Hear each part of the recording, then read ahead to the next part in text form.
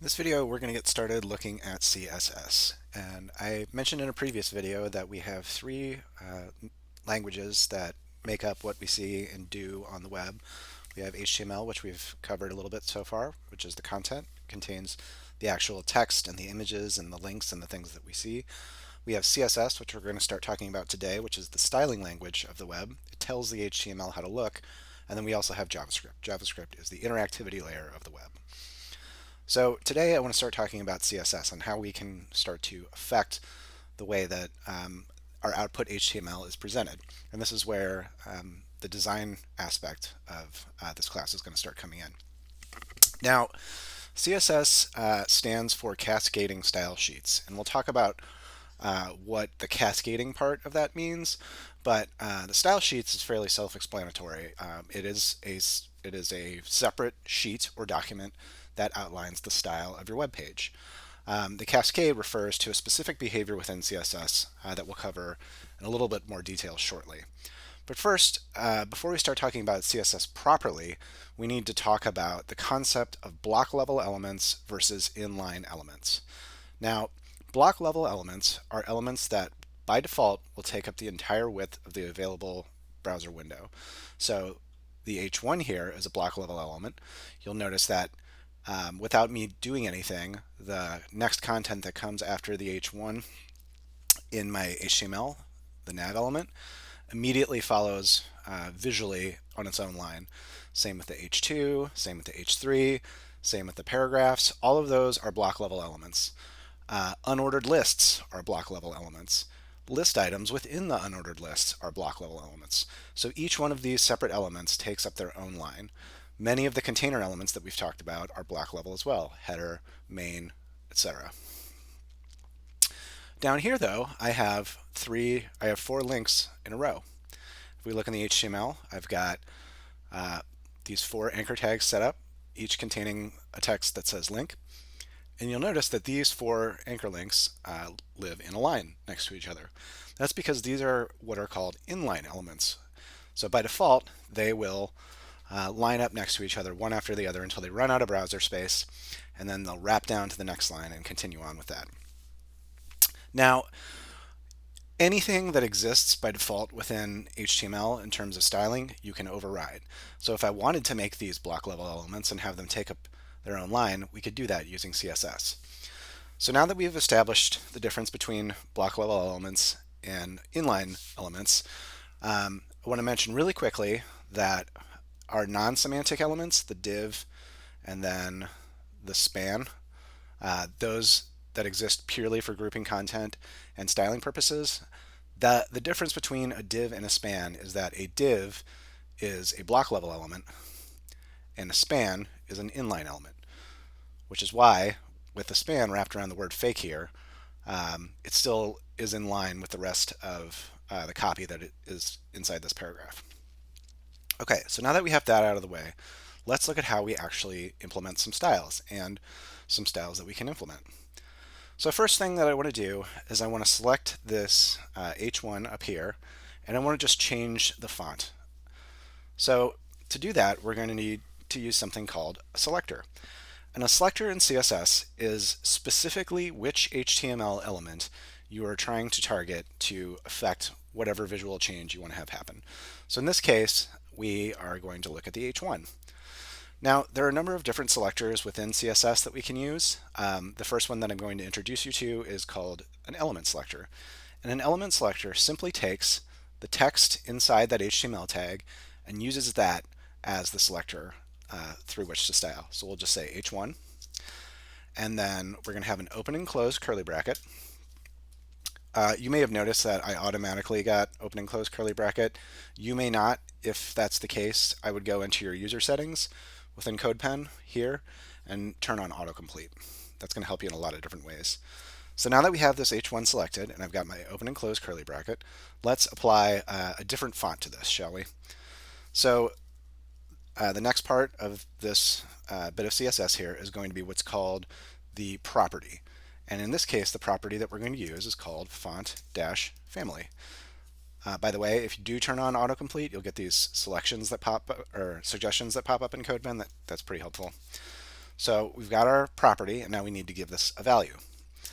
So put a colon after the property, and now we're going to give the actual fonts that we want to use. So that we can see an actual change take place here, I'm going to change the H1 to Helvetica. So I'm going to type Helvetica. And then you'll notice that immediately in CodePen, it'll automatically update. In a normal situation, you'll have to save it and refresh your browser. But it's updated that default text from serif Georgia, or whatever this is, to Helvetica. Now, the reason that I'm using font family instead of just font is because this gives me the option to supply a list of fonts that I would want to use. And the browser will look at this list and it will decide based on order which one it should apply. So in this case, I'm going to add a second similar font, Arial, and then I'm going to finish this off with sans serif. Now you might ask, what's the point of this? Because you probably have noticed that nothing changed here. Well, in the case that somebody might not have Helvetica installed, I mean, most people do, but you can imagine using a font that somebody wouldn't have installed. In the case that somebody would not have Helvetica installed on their computer, the browser will say, okay, I can't do Helvetica. What's the next option? And then if the user has Arial installed, it'll use Arial. And if the user does not have either of these fonts installed, then the browser is just going to give up and use the last value, just like a generic sans serif, whatever it has on there. Okay, great. So that's font family.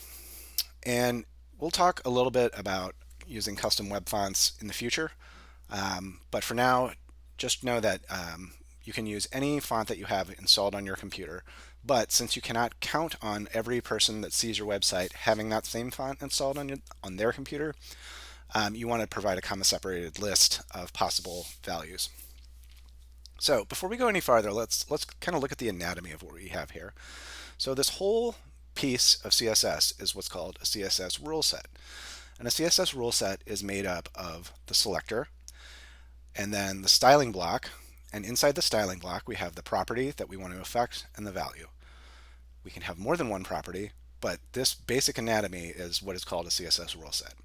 So let's add a few more things to our H1 selector in this rule set so we can see a little bit more about what we can do with CSS. So I'm not really wild about having just straight up black for text, so I'm going to change the color, and we're going to use the color property for that. Now you might wonder why it's color and not font color. Well, color will also affect border color. It will also affect underline colors, outline colors, things like that. So just the more generic color property is what we use for this. So in this case, I'm going to give this a little bit lighter gray. So I'm going to give it a hex code. We'll say 44464A. And you'll notice, well, it might not come through in the video. So let's go even a little bit lighter. So we'll say 666666. And now you can kind of see that instead of having that deep black, I've got a little bit lighter gray. Now, anytime you use color within CSS, whether it's in the color property, whether it's in a background, whatever, you can use any kind of color notation that you like. You can use a hex code, you can use RGB, you can use RGBA, you can use HSL, and you can use HSLA. There are also a number of named colors within CSS like red, Rebecca purple, corn silk, I think is one, etc. So you can use that too, and I'll provide a link of those named values if you want to use that instead. But for now, we're just going to use the hex code. Great. It's a little bit lighter gray. But I don't want it to be bold. I want it to be just kind of a standard font, or a standard font weight. So for that, we'll use the font weight property. And we'll say normal. And you'll notice that it will unbold. You could also use numbers here. So normal is the same as 400. We also have bold, which is what H1s and H2s are by default. The number that corresponds to that is 600. But we're going to go back to normal just so we can kind of see that change. Okay, great. So we've done a little bit with our H1 here. Maybe I want to have a background behind my header. So I'm going to use an element selector again. and we'll say header, open and close curly bracket. And then we're going to give this just a simple background colors. So we'll say background pink. And you'll see across that entire header, I now have a pink background. And you'll notice how it goes across the entirety of the screen. Just to reiterate, that is, again, because the header is a block level element. It takes up the entire width of the screen. All right, cool. So that's background. That's pretty simple. What else can we do with background? We can use a background color. We can use a background image. We can use gradients. We can use repeating SVG patterns. We can do all kinds of stuff. So let's find a pattern and we'll put it in there. So we'll go to patterns. I kind of like these anchors. And then we'll say URL. And then we'll actually copy the whole thing for us. So that's kind of handy, but not exactly what I wanted. So let's just reiterate what I just did there. So I click Assets. I came into the Assets panel and hit Patterns. I'm grabbing this pattern of, actually I want to do this scalloped bit. So I'll click on that and it copies the pattern background. So then I come back in here to my rule and I paste that in, and it gives me all of the information that I need to create that pattern. So you might notice in this case it's using background image. Background image is another valid property that you can use to set a background on an element, but I prefer to use background, just straight background, because it kind of takes care of everything for you, whether or not you want to use a color, whether or not you want to use an image, whether or not you want to use a gradient, etc. So background, and then because we're using an image, we need this little bit of text here that says URL, and then there's an open and close parentheses, and then this is an SVG, so it's actually writing the SVG, but you could also have the path to an image in here as well. So I've already got this image of pizza on the screen, so I'm just going to copy the location of that, and I'll come back in here, and we will replace all this SVG stuff. And then you'll notice that I will have this little background of the pizza. So a lot of options there: colors, patterns, images, etc. If you're going to use images, it's important that you have URL, open and close parentheses, and then the path to the image. And that's going to be the same path as you supply to the source attribute for the image tag. Okay, so if you're looking up here, you probably notice that the image starts to repeat here. So maybe that's fine. Maybe I have like a little tiny raster image that looks good if it tiles, but in this case it doesn't look good. So we're going to use another property called background repeat.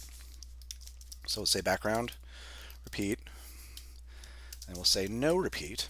And as I finish this off here, you'll see that that repetition stops. All right, cool. But now it's not covering the entirety of the element. I don't want it to repeat, but I do want it to cover the entirety of the element. So for that, we're going to use another property called background size.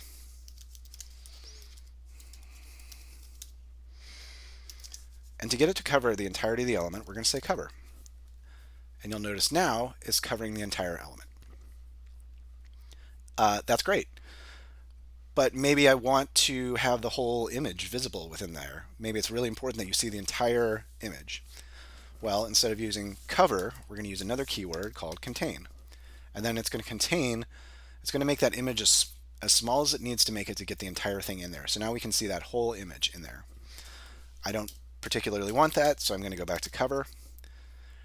And then we're back to having it cover our whole element. So this is great. That's kind of how you use background images, how you can size them. Just for reference, if we wanted to give this like an actual size, you could say 500 pixels or something like that, and it'll respect that. It'll be 500 pixels wide. So you can use keywords like cover and contain, or you can use explicit measurements if you want it to be a specific size. Okay, so I'm going to leave this up here, but I'm going to change this back to a color so we can kind of talk about some spacing things. So I'm going to highlight this and hit Command slash or Control slash on Windows just to comment that out. And what this does is it basically temporarily disables that line of CSS.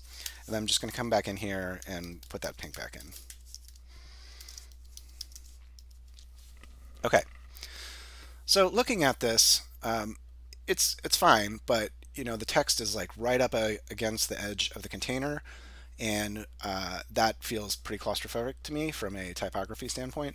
So we need a way to open up some internal space in here and give this text a little bit of breathing room. So to do that, we're going to use a property called padding. Now, padding is basically internal space within an element. We have another property called margin, which we'll look at in a minute, which is external space. It pushes other elements away from an element rather than create space inside the element. So we're going to say padding, let's say 24 pixels. And now we have 24 pixels all the way around. Now this is what's called a shorthand. And a shorthand takes a bunch of different CSS properties and it rolls it into one. In this case, what it's giving us is padding top, padding right, padding bottom, and padding left.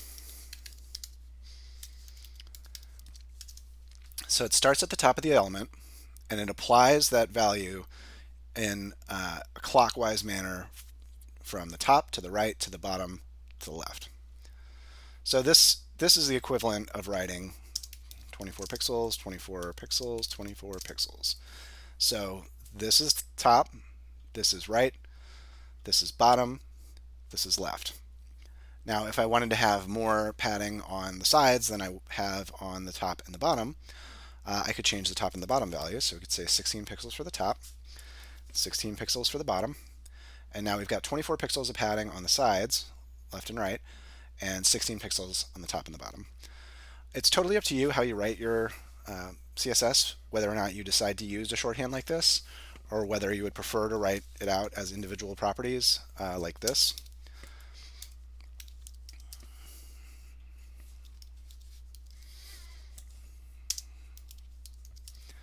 In the end, it's going to be exactly the same. Now, one thing I didn't mention before that's very, very, very important is that when you have a property and a value, the value needs to it needs to finish with a semicolon. If it does not finish with a semicolon, everything after it is going to break. So you may have noticed when I was missing my semicolon on my padding right property here that this padding bottom property changed colors, and it's basically to try and alert me that something's wrong. So if I put my semicolon back in here, the padding bottom property is good to go, and we can move on. Okay, so that is padding. Let's look at margin. So here I have my H2, and it's got a fair amount of margin already. You can see it's pushing the elements below it down, but maybe I want a little bit more, or maybe I want a little bit less. So let's select that H2, and we're just going to use an element selector, and we'll say H2, open and close curly bracket, and we can say margin bottom. Let's just go crazy so we can really see it. Say 50 pixels, and then you'll see everything kind of move down a little bit. Maybe I want less. I can just say 0 and get rid of it altogether.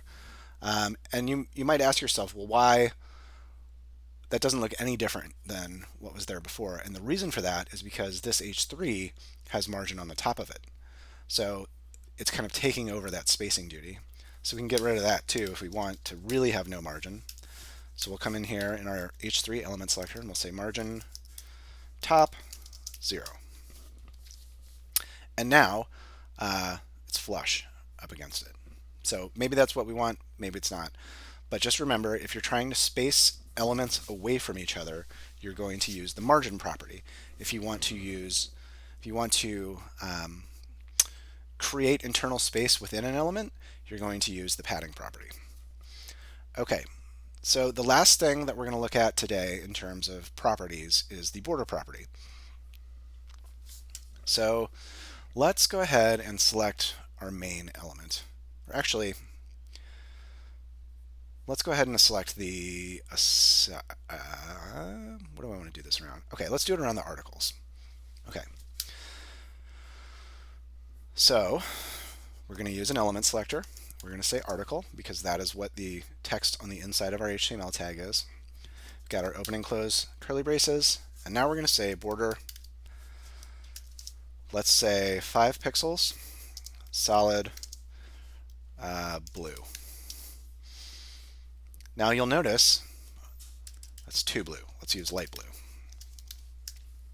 This is a named color property within CSS. So now you'll notice that I have borders around both of my articles. So I have this article here that says it's hot out and the temperature is 90, there are no clouds, it's got a border around it. And then I have this next article that says there's a new restaurant, they serve pizza, and that has a border around it as well. Also, I have 2 other articles down here. Each of those have a border. So that's fine if I want all of them to have a border. But what if I only wanted one of them to have a border and not the others? Before we answer that question, let's look at the border property real quick. So this is also a shorthand property. So this is the equivalent of saying border size, border width, border style,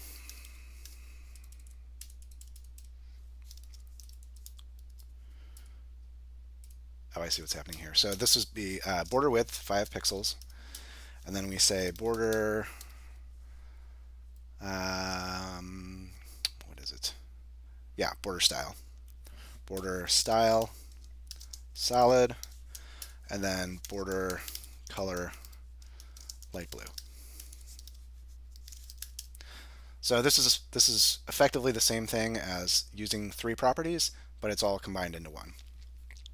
So before we answer that question about what if we only want to do this around 1, let me just show you a couple of the other border styles that exist.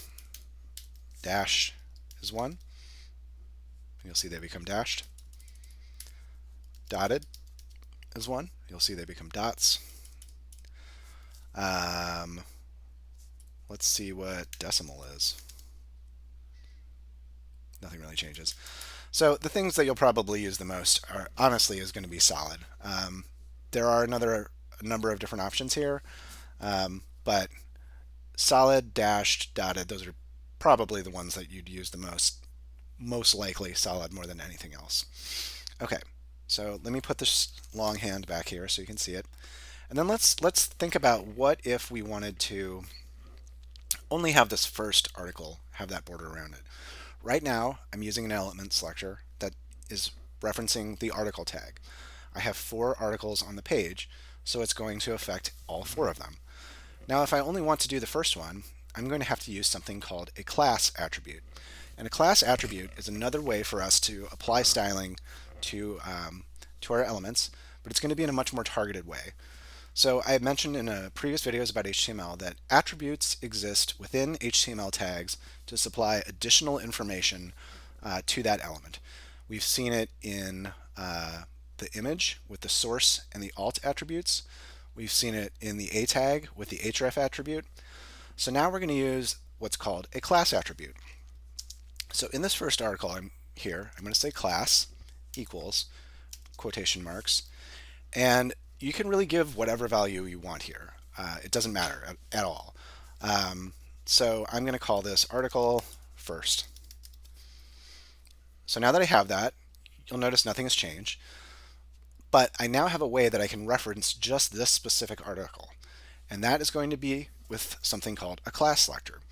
To use a class selector in your CSS, you're going to type a period. Period signals to the browser that we're going to look for a class with whatever text follows this period. In our case, we gave it the name of article first, so we're going to say article dash first. So this means go find an element in the HTML that has a class name of article first. I'm going to have my open and close curly brackets to make up the rule set. And in here, I'm going to take all of the stuff that I had in article, and I'm going to put it just on that. And for now, I'm going to go ahead and highlight this, Command / to comment it out to disable it. And now you'll see that only the article that has the article first class has that styling. Again, this looks kind of tight in here, so maybe you want to give a little padding. Let's say 10 pixels, just kind of air it out in there. And maybe we want to have a little bit of margin to space it out from that headline on the top and the headline on the bottom. So we could say margin top 16 pixels. You'll see some space show up, and margin bottom 16 pixels, and some space show up here. So that's kind of the basics of how you get started with CSS. Those are some of the most basic properties and values that you're going to want to use. So just to recap, we've looked at font family to change the text typeface. We've looked at color to change the text color. We've looked at font weight to change, well, the font weight.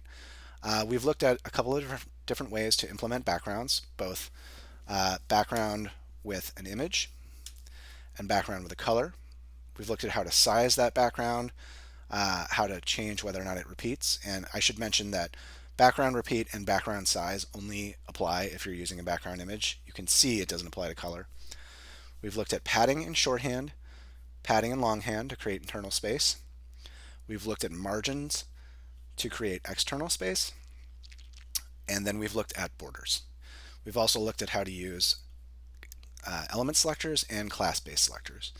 Now, there is one more selector that I'm going to show you, but I will tell you that you probably are not ever going to want to use it because it can get you into trouble.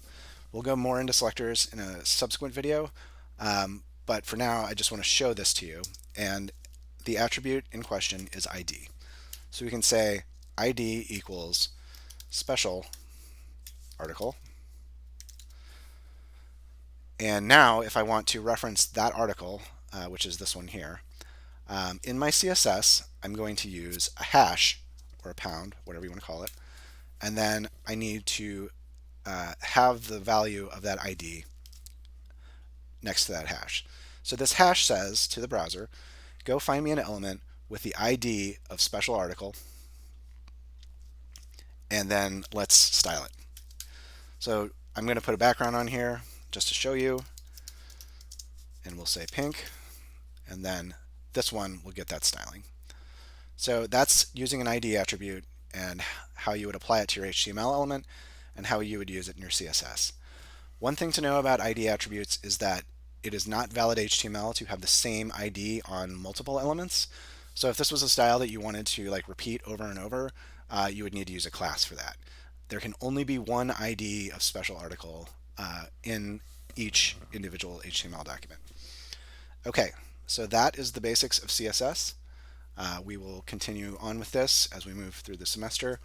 I hope you find that helpful, and I'll talk to you soon.